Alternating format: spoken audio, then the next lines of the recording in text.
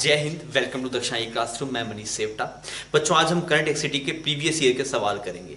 अब आप सवाल कहीं से भी सोल्व कर सकते हैं, अगर आप चाहें तो अपने साथ साथ में सोल्व कर सकते हैं। मैं आपको हर एक सवाल दिखाने के बाद में टाइम दूंगा, सफिशिएंट टाइम दूंगा जिसमें आप सवाल को अटेम्प्ट कर पाएंगे। तो आप ऐसा कर सकते हैं, आपने सवाल देखा, सोल्व किया, आपने आंसर देखा, मैं उसके जस्ट बाद में आंसर ही बताऊंगा आपको, और आपको दिक्कत है तो आप सोल्यूशन भी, तो मतलब सब काम यहीं पे भी कर सकते हैं आप। नहीं, फिर भी आप चाहते हैं नहीं सर हम पहले सोल्व करना चाहते हैं, कोई भी बुक से आप रेफर करके आप सोल्व कर लीजिए, कोई भी प्रीवियस ईयर होगा। हम यहाँ पे ईयर 2000 से लेकर 2020 तक के सवाल हम यहाँ पे देखेंगे, तो आप सही ढंग से सीरियसली करिएगा इसको, क्योंकि अप्रोक्सीमेट अगर आप देखेंगे हर एक ईयर में 2 सवाल के ऑन एन एवरेज पूछा जाता है आपके पास में, और चैप्टर आसान है और आप इस बढ़िया कमांड रखें। ठीक है बच्चों, अभी हम more than one option correct कर रहे हैं। यहाँ पे आपके पास जो सही जवाब होंगे वो एक से ज़्यादा होंगे। तो ये पहला सवाल जो आपके पास में वो 2009 में पूछा गया, 2009 का सवाल है। आप करके बताइए क्या जवाब आ रहे हैं।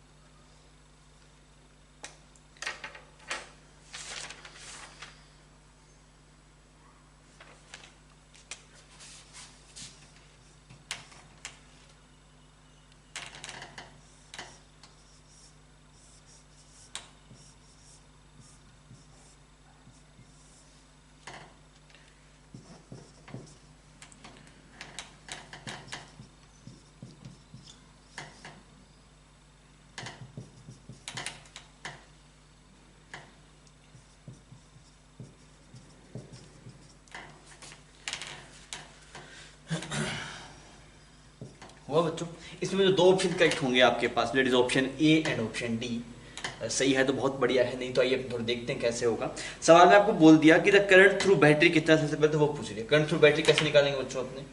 तो हमें करंट थ्रू बैटरी निकालेंगे, आर इक्विवेलेंट आप जोड़ लो कितना है। तो अगर ये दोनों पैरेलल में है तो इसके देखते हैं कितना बनता है, 6 मल्टीप्लाई 1.5 डिवाइड बाय 7.5, ऐसा ही बनेगा किलो, ये बनेगा इन दोनों का आर।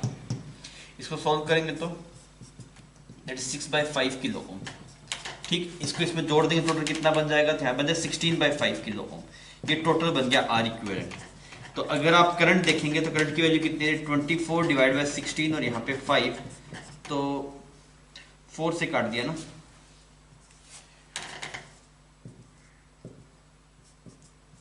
15/2 that is 7.5 ampere. ये ऑप्शन में तो वो 7.5 मिली एम्पियर, तो नीचे किलो में तो मिली एम्पियर, तो ए ऑप्शन तो बच्चों करेक्ट हो गया।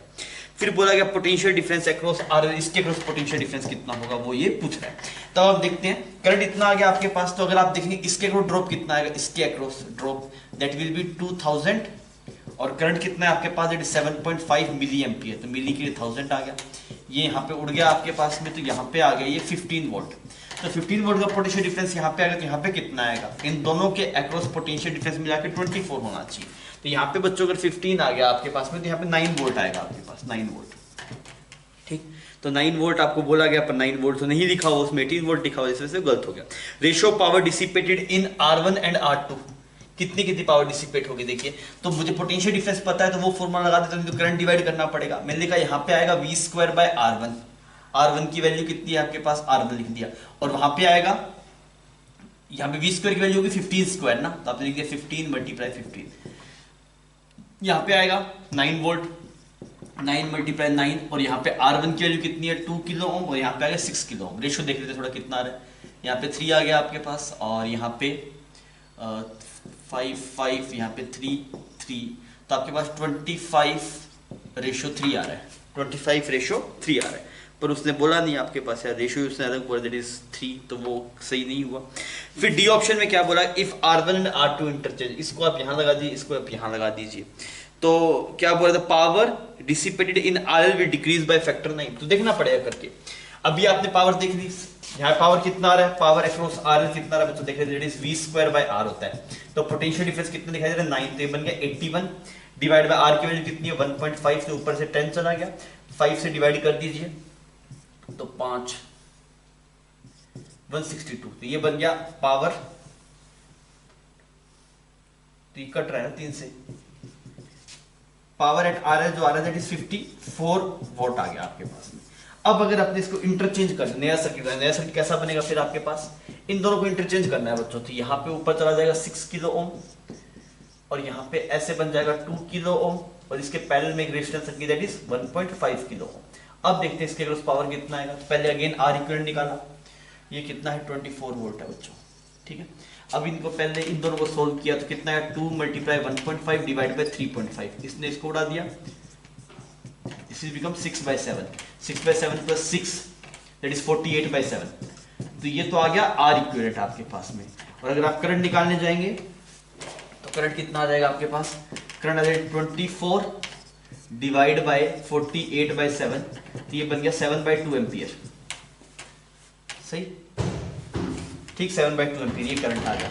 अच्छा 7/2 एम्पियर करंट आ गया, मिली एम्पियर ना। इसके अगर पोटेंशियल ड्रॉप देख रहे हैं किलो ओम है, इसके अगर पोटेंशियल ड्रॉप देखेंगे तो कितना आएगा आई आर, तो ये बन गया आपके पास 21 वोल्ट। तो अगर यहाँ पे 21 वोल्ट बनेगा तो यहाँ पे कितना बचेगा 3 वोल्ट बचेगा, समझ में आ रहा है। इसके ड्रॉप देख लिया आई आर से, that is 7/2 multiply 6 that 21 volt, तो इसके अक्रॉस कितना बचेगा 3 वोल्ट बचेगा।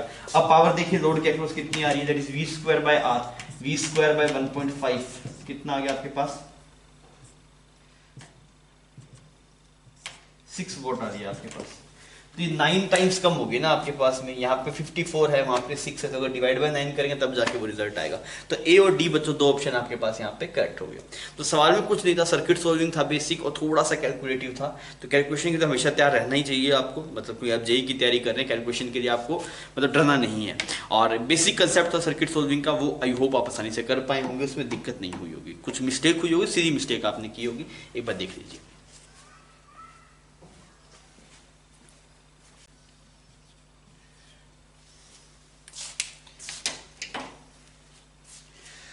बच्चों ये वाला सवाल आपसे 2009 में पूछा गया, इसमें थोड़ा सा मैग्नेटिज्म वाला पार्ट, ईएमआई वाला पार्ट थोड़ा मिक्स है, पर आप कर पाएंगे, इसको करके बताइए, अच्छा सवाल है ना।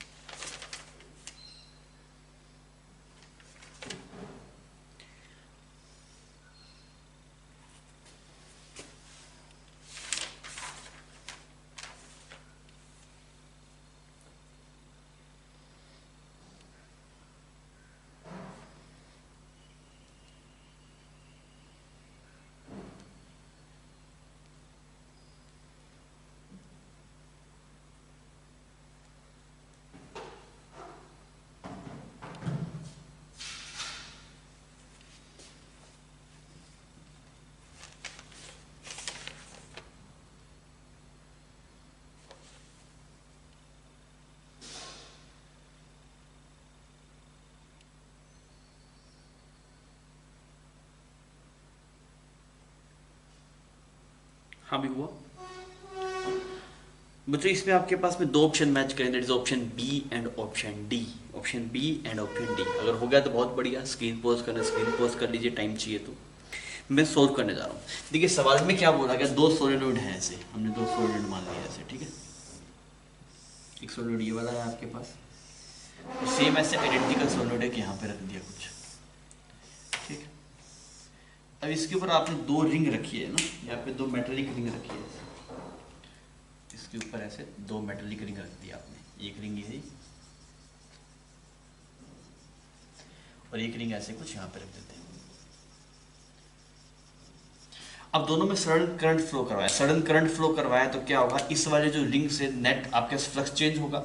अगर आपसे इससे फ्लक्स चेंज हो, क्यों, क्योंकि यहाँ पहले मैग्नेटिक फील्ड नहीं था, सडन करंट फ्लो करवाएंगे तो मैग्नेटिक फील्ड आएगा, मैग्नेटिक फील्ड आएगा तो फ्लक्स चेंज होगा, फ्लक्स चेंज आएगा तो ये रेंज तो बोलेगा भाई इससे दूर भाग, मतलब ये रिपेल करने की कोशिश करेगा, फिर करंट इस तरीके से इंड्यूस होगा ताकि उसके मैग्नेटिक फील्ड को काटना शुरू करेगा। तो कुल मिला के हम इसको मैग्नेट की तरह ट्रीट कर रहे हैं, तो मैं बोलूंगा भाई ये चाहते हैं, इसमें आपने करंट फ्लो करवा दिया, ये करंट फ्लो का इससे फ्लक्स चेंज होती है, क्या करेगा, दूर भागने की कोशिश करेगा, तो इस पर जो इंपल्स आएगा मैग्नेटिक इंपल्स वो ऊपर की तरफ देगा, इसमें जो मैग्नेटिक फील्ड इंपल्स है वो ऊपर की तरफ देगा। समझ में आ गया। अब इसको कैसे ट्रीट करो, दो मैग्नेट की तरह ट्रीट कर लो, इसको भी एक मैग्नेट मान लो आप, नॉर्थ साउथ ऐसे कुछ मैग्नेट मान लो, इसको ये सोलेनोइड को माना, सिमिलर मैग्नेट आप इसको मान लीजिए। तो यहाँ पे नॉर्थ है, यहाँ पे साउथ है, को रिपेल करना चाह रहा है, इसमें करंट आया, इससे फ्लक्स चेंज हुआ, इससे फ्लक्स चेंज हुआ, तो इसमें करंट आया, इससे करंट आया, फिर ये बार मेरी तरह बिहेव करना शुरू कर देगा। तो दोनों रिपेल करेंगे, एक इंस्टेंट के रिपेल करेंगे, इस वजह से वो जंप कर जाएंगे। अब अगर आप देखते हैं इसका जो पोल स्ट्रेंथ होगा या फिर कितना ज्यादा रिपेल करेगा कम रिपेल करेगा, इन ये दोनों तो बार मैग्नेट दोनों की सेम है, बिकॉज दोनों आइडेंटिकल सोलेनोइड है। तो यहाँ पे जैसी मैग्नेट ये बनेगा सेम डिटो मैग्नेट ये बनेगा, ये दोनों तो आइडेंटिकल है आपके पास। पर इन दोनों की मैग्नेट की जिसकी मैग्नेटिक मूवमेंट ज्यादा होगा वो ज्यादा हाइट जाएगा। इसकी ये कुछ एच ए हाइट उड़ा, ये कुछ एच बी हाइट उड़ा। तो आप सोच के देखिए भाई, हमें ये बोला गया कि एच ए हाइट ज्यादा है as compare to H B height, तो हाइट किस पे डिपेंड करेगी? पहली बात तो इंपल्स पे डिपेंड करेगी, आपने इंपल्स कितना दिया, और फिर सेकंड चीज आपके पास मास पे डिपेंड करेगी। आप सोच के देखिए, आपने एक बॉल थी, दोनों सेम मास की थी आपके पास में, इसको आपने इंपल्स दिया कुछ 20 जूल पर सेकंड या फिर सॉरी 20 न्यूटन पर सेकंड, इसको आपने इंपल्स दिया 30 न्यूटन पर सेकंड, दोनों आइडेंटिकल बॉल थी। तो अब ये वाली ज्यादा हाइट से जाएगी या फिर ज्यादा दूर जाएगी, ज्यादा स्पीड से जाएगी। सिमिलरली अगर बोलूँ इसका मास 1 kg था, दोनों की बराबर बराबर था, और इसका मास 2 kg था, तो अब की बार भाई साहब इसकी जो वेलोसिटी होगी वो कम होगी, इसकी ज्यादा होगी। तो ये जो इंपल्स है वो यहाँ पे जो हाइट है वो दो चीज पे डिपेंड करेगी, इंपल्स पे और मास पे। तो पहले इंपल्स के लिए जो फॉर्मूला है, इसका मैग्नेटिक मोमेंट देखता हूँ, इसका मैग्नेटिक मोमेंट है एन आई, ये होता है मैग्नेटिक मोमेंट। तो एन तो एक टर्न है, कोई दिक्कत नहीं है। आई किस पे डिपेंड करेगा? D five by D T, ये क्या मिलेगा आपको? ईएमएफ मिलेगा, और ये दोनों में सेम है बिकॉज दोनों रेडियस वगैरह सब चीजें सेम है, तो ईएमएफ सेम है। अब जो करंट है, करंट किसके प्रोपोर्शनल होगा? करंट होता है ई बाय आर, तो ई तो सेम है आपके पास में, जो ईएमएफ इंड्यूस हो सब खाली रेजिस्टेंस पे डिपेंड है। तो आप ऑप्शंस बाय ऑप्शन चेक करते हैं। ए ऑप्शन में बोल रहा है कि रो ऑफ ए ज्यादा है, रो ऑफ ए ज्यादा है, मतलब इसका जो रेजिस्टेंस होगा वो ज्यादा होगा। रो ऑफ ए ज्यादा है मतलब इसका रेजिस्टेंस ज्यादा है और इसका रेजिस्टेंस कम है, तो इसका मतलब इसमें जो इंपल्स मिल रहा होगा वो कम मिल रहा होगा, इसमें इंपल्स क्या मिल रहा है? ज्यादा मिल रहा है, और मास बराबर है। तो अगर दोनों में इंपल्स, इसमें कम इंपल्स मिल रहा है, इसमें ज्यादा मिल रहा है, और मास बराबर है, तो भाई साहब ये कम हाइट जाएगा। फिर दोनों में इंपल्स आपने सेम दिया, सॉरी इसमें इंपल्स कम दिया, इसमें 10 दिया, इसमें 20 दिया, दोनों का मास सेम है, तो ये कम हाइट जाएगा ना। तो पहला ऑप्शन सही, मतलब जो आपको रिजल्ट, जो डिजायर्ड रिजल्ट है वो नहीं मिलेगा। सेकंड में देखें तो बोल रहा है कि इसकी रेसिस्टिविटी ज्यादा है, इसकी रेसिस्टिविटी कम है, मतलब इसका रेजिस्टेंस ज्यादा, इसका रेजिस्टेंस कम हो गया, इस पे इंपल्स कम हुआ, इस पे इंपल्स ज्यादा हुआ, और मास बराबर है, तो ये ज्यादा हाइट चला जाएगा। सही बात है, तो बी ऑप्शन करेक्ट है। सी ऑप्शन में अगर आप देखेंगे इसकी रेजिस्टेंस भी ज्यादा है, तो मतलब इस पे इंपल्स कम है, और इसका मास भी ज्यादा है। भाई साहब इंपल्स भी कम है, मास भी ज्यादा है, तो कम हाइट जाना ही जाना है, पक्की बात है। पर आपकी जो रिक्वायर्ड है वो तो ये है कि ज्यादा हाइट पे जाए, इस वजह सी ऑप्शन करेक्ट नहीं होगा। डी ऑप्शन में क्या बोल रहा है बच्चों? इसकी जो रेजिस्टेंस है वो ज्यादा है, तो इसमें इंपल्स कम मिलेगा, ठीक है, और इसका मास भी ज्यादा है, तो दोनों ही फायदे हो गए आपके। इसकी जो इंपल्स है वो भी कम है, मास भी ज्यादा, कम हाइट जाएगा, ज्यादा चला जाएगा, तो आपकी जो कंडीशन है वो सेटिस्फाई कर जाएगी। समझ में आ रहा है? हम क्या कर रहे हैं, सबसे पहले सोलेनोइड में करंट फ्लो करवाते हैं, तो इस वाले जो भी आप रिंग को रख रहे हैं उससे फ्लक्स चेंज हो रहा है, उससे फ्लक्स चेंज हो रहा है, तो उसमें ईएमएफ आ रहा है, उससे करंट आ रहा है, और करंट से एक रिपल्सिव फोर्स मिल रहा है आपको। तो वो जो रिपल्सिव जो इंपल्स होगा वो डायरेक्टली प्रोपोर्शनल है करंट के, तो अगर करंट जितना ज्यादा होगा उतना इंपल्स थोड़ा ज्यादा होगा। अब हाइट किस पे डिपेंड करती है कि भाई साहब जो इंपल्स है वो आता है एमवी के बराबर, इंपल्स आता है एमवी के बराबर, तो अगर जितनी ज्यादा वेलोसिटी से उड़ेगा उतनी ज्यादा हाइट पे जाएगा। तो वेलोसिटी किसके प्रोपोर्शनल होगी? मास के इनवर्सली प्रोपोर्शन, मास ज्यादा है तो उसकी वेलोसिटी कम होगी। उस हिसाब से मैंने प्रोसीड किया, तो मैं इस सवाल को बढ़िया मानता हूं, और ये नया कंसेप्ट है, मतलब ये चीज सोचना कि हम उसे बार मैट से कन्वर्ट कर लें या फिर रिप्लेस करें, तो अच्छा सवाल है, आप इसको ढंग से देखिएगा, ये इंपॉर्टेंट है। मुझे ये वाला सवाल आपसे 2012 में पूछा गया है, आप मुझे करके बताइए क्या जवाब आएगा, थोड़ा ढंग से सोचिएगा ना सवाल को।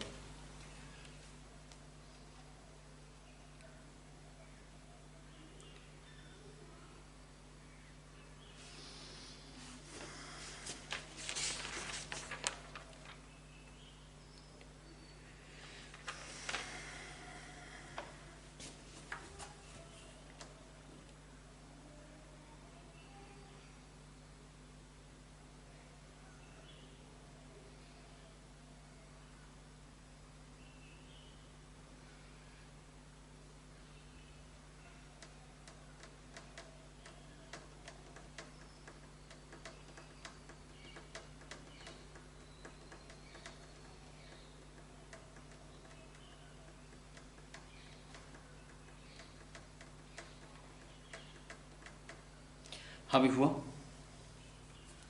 मैं सर्किट बना लेता हूँ, आप इधर सॉल्व कर लीजिए।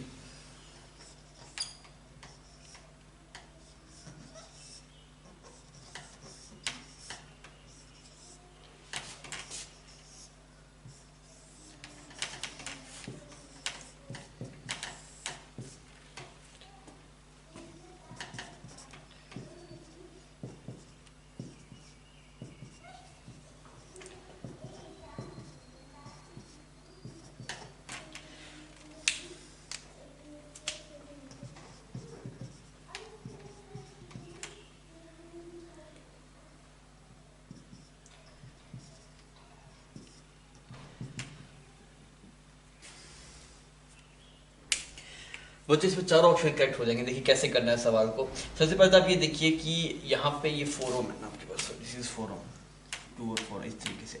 तो मान लीजिए यहाँ पे कुछ ऐसे करंट आ रहा है आपके पास में, तो यहाँ पे अगर कुछ आई डैश करंट जा रहा है तो यहाँ से वापस भी आई डैश लेगा, और यहाँ से मान लीजिए यहाँ से अगर आई डबल डैश जा रहा है तो यहाँ पे वापस भी कितना रहेगा, आई डबल डैश लेगा, और यहाँ पे भी जो रेशियो है वही रेशियो यहाँ पे है।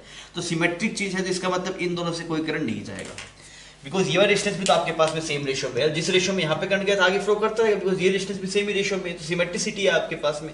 सिमेट्रिसिटी तो बच्चों इन दोनों से कोई करंट नहीं जाएगा, और अगर इन दोनों से कोई करंट नहीं जाएगा सर सवाल में फिर कुछ बचा ही नहीं, सवाल खत्म हो गया। क्या बोला था, current through P Q is zero, इसके अंदर जो वायर थे उससे कोई करंट नहीं जा रहा, जीरो। तो सही बात है, ए ऑप्शन सही हो गया। I1 की वैल्यू, व्हाट इज I1, ये वाला है I1, इससे कितना करंट जा रहा है वो हमें देखना है। तो ये 4 4 4 ये हो गया 12, तो इसके अगर पोटेंशियल डिफरेंस भी 12 है। मैंने दो अलग अलग देख लिया, इसको अलग ऑब्जर्व कर रहा हूँ, ऊपर वाले को अलग ऑब्जर्व कर रहा हूँ। तो ये 12 है, यहाँ पे भी 12, तो कितना एम्पीयर करंट जाएगा बच्चों, 1 एम्पीयर करंट जाएगा यहाँ पे। सिमिलरली इसमें अगर आप देख रहे हैं तो ये 6 है, ये 12 है, यहाँ पे कितना जाएगा, 2 एम्पीयर करंट जाएगा। तो टोटल कितना हो गया, यहाँ से 1 यहाँ से 2, टोटल कितना हो जाएगा, 3 एम्पीयर हो जाएगा। फिर बोला गया the potential of point, the potential is less, potential at S is less than that of Q. इन दोनों में से ये एस है बच्चों, ये क्यू है, तो देख लेते हैं पोटेंशियल। देखिए कैसे देखेंगे, इसका पोटेंशियल को जीरो मान लेते हैं, यहाँ पे इसका पोटेंशियल को जीरो मान लेते हैं, तो यहाँ पे भी कितना हो गया, जीरो हो गया। अच्छा करंट जा रहा है यहाँ पे 2 एम्पीयर, तो यहाँ पे ये कितना हो जाएगा, 4 वोल्ट हो जाएगा, ठीक। अच्छा यहाँ पे अगर आप देख रहे हैं 12, ये यहाँ पे क्यू, अच्छा इसका थोड़ा चेक कर लेते हैं, यहाँ पे कितना आ गया, 12 आ गया। इसमें अगर करंट देख रहे हैं तो 1 एम्पीयर, तो यहाँ पे 4 का डिफरेंस आएगा, तो यहाँ पे 8 वोल्ट आएगा। तो किसका ज्यादा है देखते हैं, क्यू का ज्यादा है। तो सही बोला, potential at S is less than that of Q, सही बात। I2 की वैल्यू 2 एम्पीयर वो दिखाई दे रही है, समझ में आ गई बात। तो आसान सवाल था, बस आपको ये पिक कर लेना कि सिमेट्रिसिटी इस वजह से इनसे कोई करंट नहीं जाएगा, तो सवाल में फिर कुछ बचता नहीं है, ठीक है।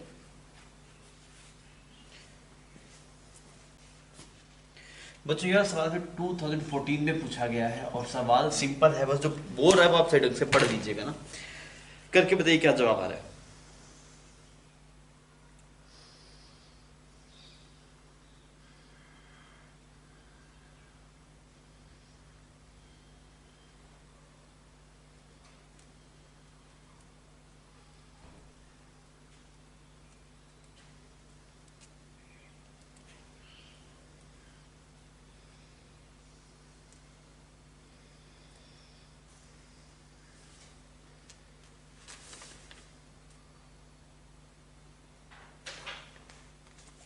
हाँ भी हुआ।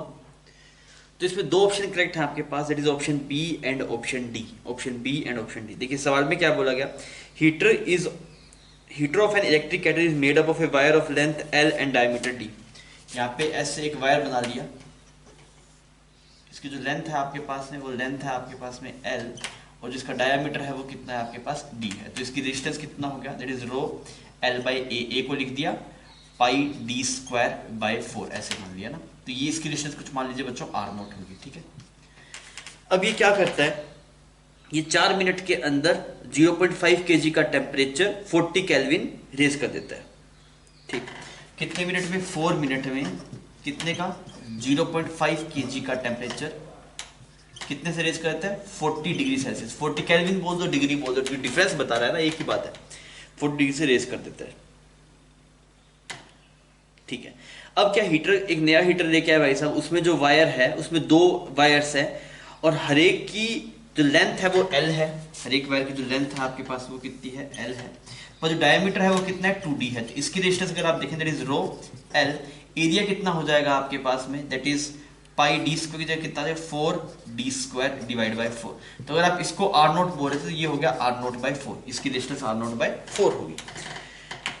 अब ये बोलना है कि ये भी again same amount of water का टेम्परेचर 4 डिग्री से बढ़ाना है, कितना टाइम लगेगा, वो सब बातें वो पूछ रहा है कि कितने टाइम में ये हो जाएगा। तो बोलते हैं अगर मैं ऐसी 2 वायर को पैरेलल में जोड़ दूं, अगर मैं ऐसी 2 वायर्स को पैरेलल में जोड़ दूं, सबसे पहले ए ऑप्शन में जा रहा हूं बच्चों, अगर आप इन दोनों वायर्स को पैरेलल में जोड़ दें, नेट रेजिस्टेंस बनेगा वो कितना बनेगा, that is R not by 8, ये बन जाएगा आर इक्विवेलेंट, ठीक। तो सेम अमाउंट अगर आप क्या चाहते हैं कि भाई कितने टाइम में अगेन 40 डिग्री से रेज हो जाएगा आपके पास में, तो यार पहले ऑप्शन में बोला 4 मिनट में, 4 मिनट में नहीं, 4 मिनट में कब होता है जब इसकी रेजिस्टेंस आर नोट होती है, इसकी तो आर नोट बाई 8 है, तो 4 मिनट में तो नहीं कर पाएगा ये, समझ में आ गई। बी ऑप्शन में चलते हैं आप, बी ऑप्शन ने बोला, इसका आंसर आप बता दिए, इसके जो आंसर्स आपके पास में है that is B and D. तो सेकंड में चलते हैं, ये बोला दो if series are in parallel, अगर आप इन दोनों को पैरेलल में लगाएंगे, sorry if wires are in series, अगर आप इन ऐसी दो वायर्स सीरीज में लगाएं तो आर इक्वल कितना बनेगा बच्चों, आर इक्वल बन जाएगा आर नॉट बाई टू। तो अब देखिए यहाँ पे जो पावर का एक्सप्रेशन था वो आ गया आई या फिर V square, potential difference constant that is V square by R T is equal to कुछ एच नॉट हीट है आपके पास में, इस तरीके से हम यहाँ पे लिख सकते हैं। तो अब देखिए यहाँ पे जो केस था उसमें था V square divide by R not multiply 4 minute, इतनी हीट थी आपके पास में। तो ये सिमिलर हीट यहाँ पे लाने के लिए क्या करना पड़ेगा, दैट इज वी स्क्वायर, ये कितना हो जाएगा R not by two multiply time T, ये किसके बराबर होना चाहिए, इतनी हीट के बराबर होना चाहिए 4 मिनट। आपने सब काट दिया तो टी की वैल्यू कितनी आ रही, 2 मिनट, बस 2 मिनट में ये काम कर देगा। तो ये बात सही भी है आपके पास, तो बी ऑप्शन यहाँ पे मैच कर गया। फिर देख रहे हैं अगर आप सीरीज में लगाएं तो 1 मिनट नहीं, 1 मिनट में नहीं हो रहा, 2 मिनट में आ रहा है। फिर बोल रहा है पैरेलल में है तो आपके पास में दैट इज 0.5 मिनट, देख लेते हैं हमें। तो यहाँ पे अगर पैरेलल में लगेगा तो आर नॉट बाई 8 आएगा ना आपके पास, तो आपने बोला V square by R not 8, V square by R लिख दिया, दैट इज ये हो गया मल्टीप्लाई टाइम कर दूंगा तो इतनी, और इतनी हीट है। अच्छा ये कितनी प्रोड्यूस करनी है, V square by R not multiply 4, आप देख लीजिए इसने इसको डाल दिया, इसने इसको डाल दिया। तो टी की वैल्यू अगर आप बच्चों चेक कर रहे हैं, नहीं यहाँ पे ये 4 इससे कटेगा 2 आ जाएगा आपके पास, वी स्क्वायर यहाँ पे साफ हो गया। तो टी की वैल्यू बच्चों आ गई 1/2 मिनट, 1/2 मिनट मतलब 0.5 मिनट के अंदर काम हो जाएगा। तो कुछ नहीं था यार, पावर आपको इक्वेट करना था, सिंपल सर्किट था, आप इजीली कर सकते थे उसको, ठीक। बच्चों ये वाला सवाल फिर 2014 में पूछा गया, 2014 का सवाल है, करके बताइए, अगर आप ढंग से करेंगे तो हो जाएगा सवाल, फंसेगा नहीं।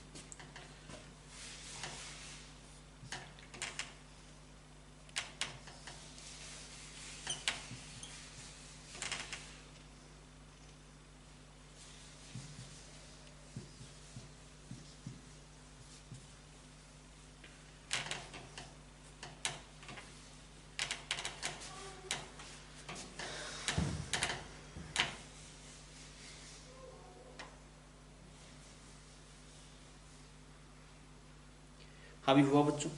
तो यहाँ पे आपके पास में जो ऑप्शंस करेक्ट आएंगे that is A B and D, 3 option यहाँ पे करेक्ट होने चाहिए। देखिए मैं करके बताता हूँ कैसे कर सकते हैं। आपको बोला इससे करंट 0 होना चाहिए, इसका करंट 0 तो यहाँ पे 0 मान लो, तो यहाँ पे 0 तो यहाँ पे 0 हो जाएगा, बिकॉज इससे करंट 0 है। हम वो कंडीशन निकाल रहे हैं कि किस कंडीशन में इससे करंट 0 होगा। तो यहाँ पे क्या बन गया बच्चों, V1 बन गया, यहाँ पे भी क्या बन गया, V1 बन गया। तो इसमें करंट कितना आएगा, इसमें आएगा V1/R1।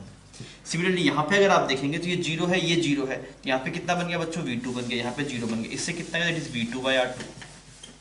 और आपको पता है कि यार इससे कोई करंट नहीं जाना चाहिए, मतलब ये वाला करंट और ये वाला करंट इक्वल होना चाहिए। तो आपने क्या लिखा, that is V1/R1 is equal to V2/R2। ये बात रेशियो जहाँ पे मैच कर रहा है बात बन जाएगी। ए ऑप्शन में अगर आप देख रहे हैं तो V1/V2 का जो रेशियो है V1 is equal to V2 है, मतलब ये 1 हो गया, तो R1 is equal to R2 होना चाहिए, हाँ है, इस वजह से ये ऑप्शन सही हो गया, बिकॉज हमें ये रेशियो चाहिए कि ये मैच कर जाए बस, इज इक्वल टू R1/R2।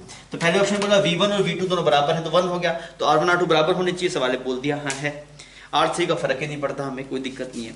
अगर आप बी ऑप्शन में जाएंगे फिर बोल दिया V1 V2 बराबर है, ठीक है, फिर बोल दिया R1 और कौन कौन बराबर होना चाहिए बच्चों, R1 और R3, sorry this is R3, this is R3। तो R1 और R3 बराबर होने चाहिए, R2 का कुछ भी हो मुझे इससे फर्क नहीं पड़ता, R1 R3 बराबर है तो बी ऑप्शन ही मैच कर गया। सेकंड वाले में अगर आप देख रहे हैं तो V2 बड़ा है, V2 डबल हो गया, V2 अगर डबल हो गया तो ये रेशियो तो बन गया V1 है वो 2V2 हो गया। तो ये वाला अगर आप सी ऑप्शन में देखेंगे तो ये गिवन है, that is V1 is equal to 2V2, तो इसका रेशियो तो बन गया 2। तो आपके पास में R1 होना चाहिए वो 2R3 होना चाहिए, R1 होना चाहिए वो 2R3 नहीं है, उल्टा गिवन है, समझ में आ रहा है भाई। यहाँ पे अगर आपके पास V1 डबल है तो R1 भी डबल होना चाहिए R3 का, पर ऐसा नहीं है, R1 हाफ है R3 का। फिर अगर आप डी ऑप्शन में जाएंगे 2V1 is equal to V2, 2V1 is equal to V2, मतलब अगर आप रेशियो देख रहे हैं तो यहाँ पे V1 और V2 लीजिए, 2V1 is equal to R1 और R3 में रेशियो देखते हैं क्या है। R1 जो है वो R3 हो गया, जो 2R1 हो गया, यहाँ पे R1 और ये 2R1 हो गया, तो सेम रेशियो आ रहा है, इस वजह से डी ऑप्शन मैच कर गया। तो कुल मिला के जहां पे ये कंडीशन सेटिस्फाई हो, that is V1 by V2 is equal to R1 by R3, वो सबके सब ऑप्शन यहाँ पे करेक्ट हो जाएंगे। तो हमें 3 ऑप्शन यहाँ पे करेक्ट दिखाई दिए बच्चों, option A, option B and option D. तो सवाल सिंपल था, अगर आप सब सिंपल सी बात पकड़ पाए। इसके अलावा लेंदी मेथड से जाएंगे तो बहुत लेंदी भी हो जाएगा सवाल ये, पर ये आसान तरीका था, इससे आपको प्रोसीड करना चाहिए था।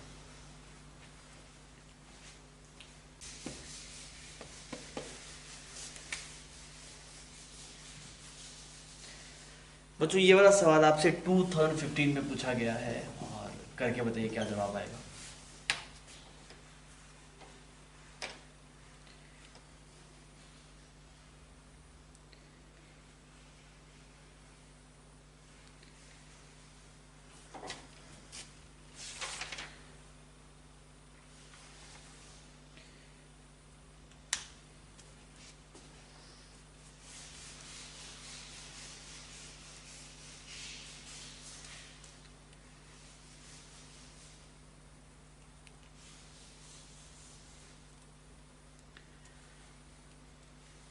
हाँ भी हुआ बच्चों, बी ऑप्शन आगे मैच करेगा, बहुत ही स्ट्रेट फॉरवर्ड सवाल है। आपको सबसे पहले अगर मैं पूछूं कि किन दो फेसेस की विचलन निकालना है, वो आपने देख लिया। तो R is equal to rho L by A होता है, तो लेंथ जिसके अलोंग निकाल रहे हैं, करंट जिसके अलोंग फ्लो कर रहा है वो लेंथ नहीं होती है, area perpendicular to the current को लेना होता है। तो अगर आप देखेंगे रेजिस्टेंस का expression, resistance is equal to rho length, अगर आप देखेंगे तो लेंथ कितना है आपके पास 50 mm डिवाइड बाय एरिया। अगर आप देखेंगे तो एरिया देखिए, सबसे पहले हम बात कर रहे हैं बच्चों एल्यूमिनियम वाले पार्ट की, तो एरिया देखिए, तो पूरे क्यूब का जो एरिया, जो स्क्वायर प्लेट है उसका एरिया बन गया 49। ऐसा है ना आपके पास में, ऐसा है, ऐसा है, तो ये तो हो गया 7 आपके पास में 7 mm, और ये हो गया आपके पास में 2 mm। समझ में आ रही बात, 2 mm, यहाँ पे वैसे 2 mm आ गया, ठीक है। तो अगर आप ऐसे देख रहे हैं तो यहाँ पे जो एरिया बचा वो सिर्फ ये वाला एरिया है आपके पास में, तो ये एरिया कितना आएगा जो एल्यूमिनियम के लिए है, दैट इज एरिया हो गया 49 मल्टीप्लाई 4, तो कितना आ गया बच्चों ये आपके पास 45 रो L by A, this become 45, ये हो गया यहाँ पे mm square, this is mm square, ठीक है। सिमिलरली अगर आप रेजिस्टेंस निकाल लेंगे आयरन वाले पार्ट की, अंदर वाला पार्ट आयरन है आपके पास में, this is iron, same expression rho L की जगह कितना बच्चों 50 mm, और एरिया कितना बन गया आपके पास, इट इज 4 mm का स्क्वायर। अब हमें R इक्विवेलेंट निकालना है, रो की वैल्यू सवाल में गिवन है, दोनों का अलग अलग रो है आपके पास में, एल्यूमिनियम का अलग है और आयरन का आपके पास में अलग है। तो आप इसको अब R इक्विवेलेंट जो आपके पास में बनेगा वो कितना बन जाएगा, R equivalent is R of aluminium plus R resistance of Fe multiply resistance of Fe divide by aluminium plus resistance of Fe, ये पार्ट है। अब आप इसको सोल्व करना पड़ेगा, सोल्व करेंगे तो क्या लिखेंगे, देखिए यहाँ पे बन गया rho of aluminium multiply 50 divide by 45 10 to the power -3, because 1 mm तो कट गया, मल्टीप्लाई लिखा आपने, रो एल्यूमिनियम क्या हो गया, अब आयरन का आ गया रो, यहाँ पे आ गया आपके पास 50, नीचे क्या बन गया 4 मल्टीप्लाई 10 टू द पावर -3, यहाँ पे डिवाइड में चलते हैं, दोनों को ऐड करना पड़ेगा, दोनों को ऐड करेंगे, देखिए 50 बाहर आ गया आपके पास, और कुछ बाहर आने वाला है क्या, नहीं, और यहाँ पे बन गया ऊपर rho of aluminium divide by 45 10 to the power -3 plus rho of iron, और यहाँ पे आ गया 4 मल्टीप्लाई 10 टू द पावर -3। अब देख लीजिए ये 50 यहाँ पे साफ हो गया, 10 टू द पावर -3 एक साफ कर दिया आपने यहाँ पे, और कुछ काट दीजिए, कुछ कट रहा हो तो कुछ नहीं कट रहा। अब आप इसे सोल्व कर लीजिए, सोल्व करके अगर आप सोल्व आउट करेंगे फाइनल वैल्यू, तो फाइनल जवाब आपके पास में आता है that is 1875, this is calculated ना, 1875 divide by 64 multiply 10 to power -6। तो ये इस सवाल में कैलकुलेशन थी, प्योर कैलकुलेटिंग था ये सवाल, इतनी बात करना हम कैलकुलेट करना है, क्लियर।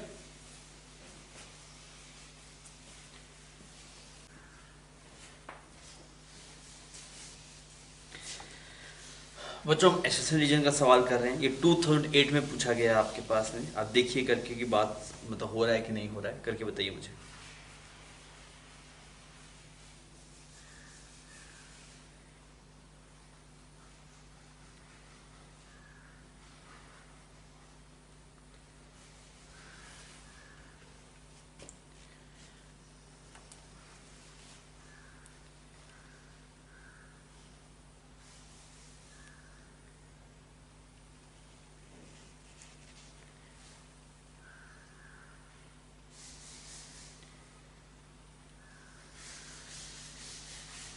हाँ भी हुआ। इससे बच्चों आपका डी ऑप्शन करेक्ट होना चाहिए। कैसे होगा देखिए, सबसे पहले स्टेटमेंट 2 की बात करें। स्टेटमेंट 2 में बोलते resistance of matter increases with increasing temperature. सही बात है, अगर टेम्परेचर बढ़ाएंगे तो मैटर की रेजिस्टेंस बढ़ती है। अगर आप सेमी कंडक्टर की बात करें तो उसकी रेजिस्टेंस घटती है। तो सेमी कंडक्टर तो बात ही नहीं हुई, बात हुई मैटर की, तो मैटर की रेजिस्टेंस आपके पास से बढ़ेगी, तो बी ऑप्शन तो सही हो गया। स्टेटमेंट 1 देखते हैं, बोला गया in a metre which experiment null point for a unknown resistance is measured. Now the unknown resistance is put in enclosure maintain at higher temperature. Null point can be obtained at the same point as before by decreasing the value of the standard resistance. क्या बोलना चाह रहा है, जैसे मान लीजिए ये metre bill का सेटअप रहता है आपके पास में ना, ठीक है, ऐसे मीटर बिल का सेटअप रहता है, यहाँ पे कहीं पे नल पॉइंट मिल गया आपको, ये वाले रेजिस्टेंस अननोन थे आपके पास में, ये कुछ आर डैश है और ये कुछ आर नोट है। तो ये बोल रहा है कि इनिशियल तो ऐसे है कि आर डैश बाई एक्स, ये लेंथ कुछ एक्स मान लीजिए, और ये हो जाएगा 1 माइनस एक्स या फिर 100 माइनस एक्स मान लीजिए सेंटीमीटर में अगर आप बात करें, that is R not by 100 minus x. अब क्या बोल रहा है, ये अननोन रेजिस्टेंस है, दिस इज अननोन ना, दिस इज अननोन। अब बोला गया इसको किसी थर्मल मतलब कुछ टेम्परेचर रख के इसका टेम्परेचर बढ़ाया, टेम्परेचर बढ़ाएंगे मतलब हीट करा, हीट कर इसका टेम्परेचर क्या हो जाएगा, बढ़ जाएगा। अगर आप नल पॉइंट यहीं पे रखना है तो ये रेशियो क्या करना पड़ेगा, इसको भी बढ़ाना पड़ेगा ताकि रेशियो सेम मेंटेन रहे। तो हमें आर नोट को क्या करना पड़ेगा, बढ़ाना पड़ेगा। पर सवाल में क्या बोल रहा है, बाई डिक्रीजिंग, तो डिक्रीज नहीं करना पड़ेगा भाई, बढ़ाना पड़ेगा। इस वजह से स्टेटमेंट 1 आपके पास क्या हो जाएगा, गलत हो जाएगा। तो डी ऑप्शन आपके यहाँ पे करेक्ट हो जाएगा कि स्टेटमेंट 2 फॉल्स है, सॉरी स्टेटमेंट 1 फॉल्स है, स्टेटमेंट 2 करेक्ट है। समझ में आ गई बात।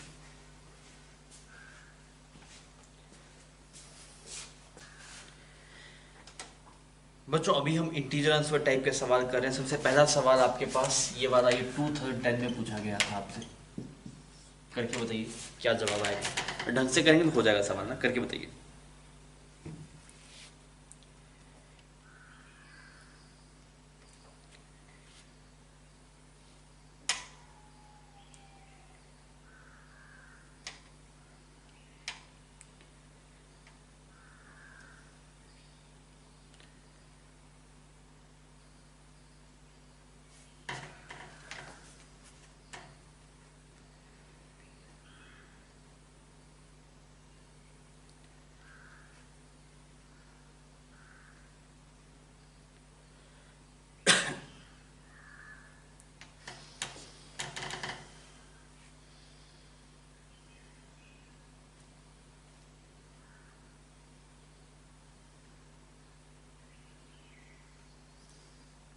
अभी हुआ बच्चों, इसका जो आंसर रहेगा आपके पास दैट इज 4 इसका करेक्ट जवाब है। सवाल में क्या बोला गया, when two identical batteries of internal resistance 1 ohm are connected in series across resistance R. यहाँ पे 2 बैटरी बना दिया आपने ऐसे, ठीक है, इसकी इंटरनल रेजिस्टेंस के साथ में यहाँ पे दिखा दिया और यहाँ पे ऐसे रेजिस्टेंस दिखा दी आर। ये हो गया 1 ओम और ये हो गया 1 ओम, इसकी कुछ EMF E और E मान लीजिए।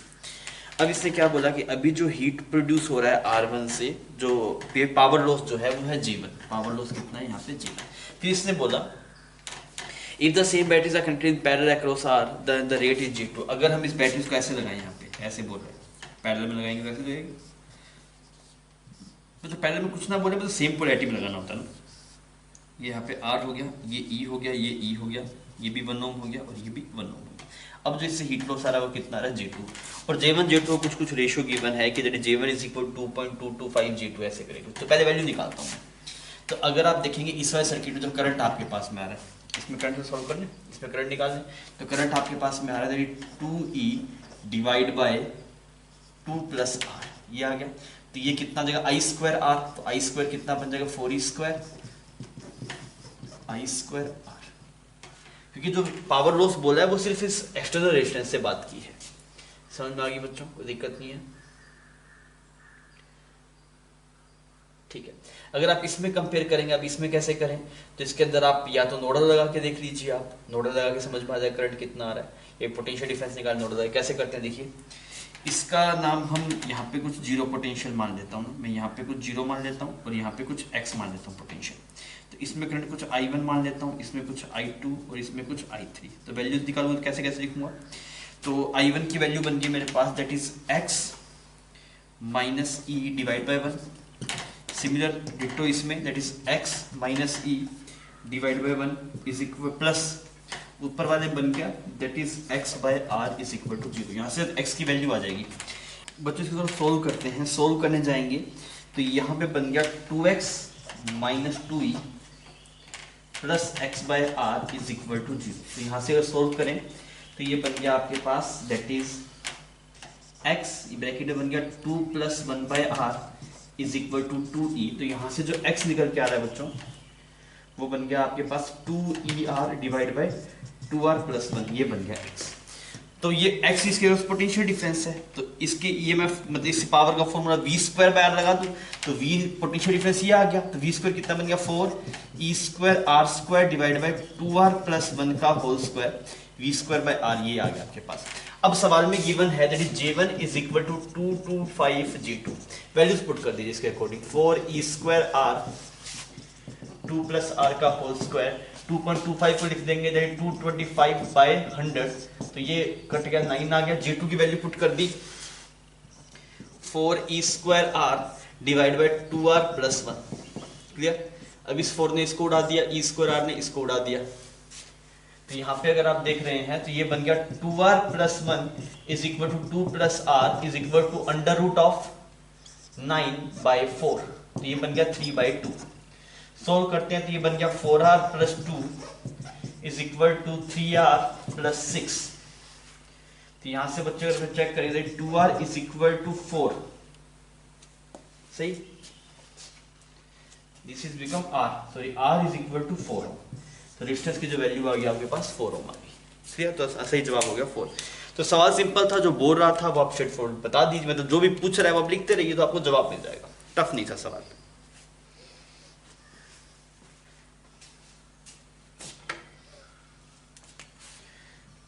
बच्चों ये वाला सवाल 2011 में पूछा गया है, करके बताइए क्या जवाब आ रहा है।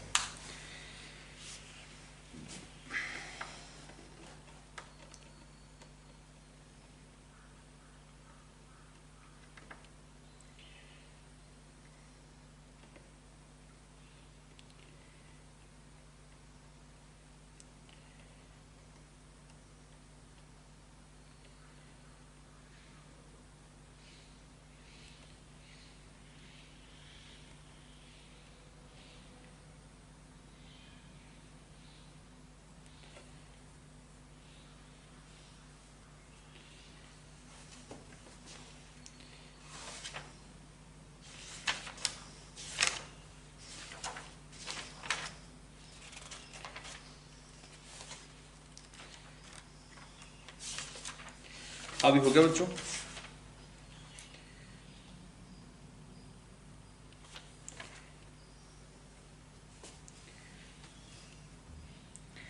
देखिए सवाल बहुत सिंपल है, इसका जो आंसर आएगा 5 आएगा। सवाल में क्या बोला गया, यहाँ पे ऐसे एक रेजिस्टेंस ऐसा सेटअप है और एक कुछ ऐसा लगा दिया ना आपने। ये है आपके पास में 6 वोल्ट और 1 ओम का, और ये वाला सेटअप लगा दिया 3 वोल्ट और 2 ओम का। सेटअप चाहते हैं कि इन मतलब जो सवाल में है वो ए और बी के बीच पोटेंशियल डिफरेंस कितना है वो पूछा। सर्किट पर सोल्व कर लो, तो ये दोनों एक दूसरे को अपोज कर रहे हैं, तो करंट कितना है सर्किट में, करंट यहीं पे फ्लो करेगा ना। तो एक सर्किट हो गया अपने आप में, करंट आएगा 3 divide by 3 that is 1 ampere. तो ऐसे 1 एम्पियर करंट फ्लो करेगा। ठीक, 1 एम्पियर करंट फ्लो किया, इसका नाम ए होगा, इसका नाम बी होगा। चल के देख लीजिए, तो मैं लिखा बी ए, ड्रॉप आया -1 का यहाँ से, प्लस यहाँ पे 6 आ गया is equal to V B आ गया। तो यहाँ से जो V B minus V A आया आपके पास दैट इज 5 वोल्ट। तो 5 आपके पास में करेक्ट आंसर हो जाएगा। बहुत ही आसान सवाल था। देखिए जेई आसान भी पूछता है, टफ भी पूछता है। आपको आसान ढूंढ के करने हैं, ये जल्दी जल्दी करने हैं, तो आप आसान सवाल अगर ढूंढना जानते हैं तो बहुत इजीली आप कोई भी एग्जाम में सेलेक्ट हो सकते हैं।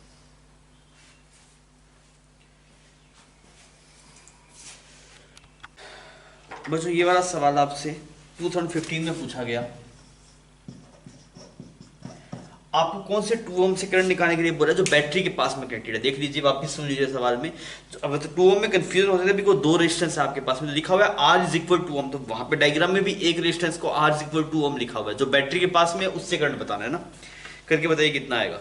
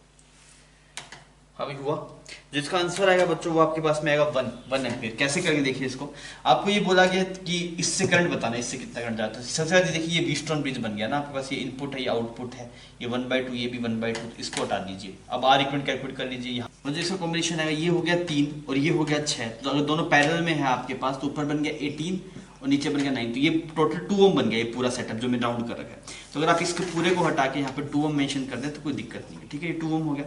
अब देखिए again Wheatstone bridge, this is 1/6, जिसे 1/3, जिसे 1/3, तो इसका भी कोई मतलब नहीं है।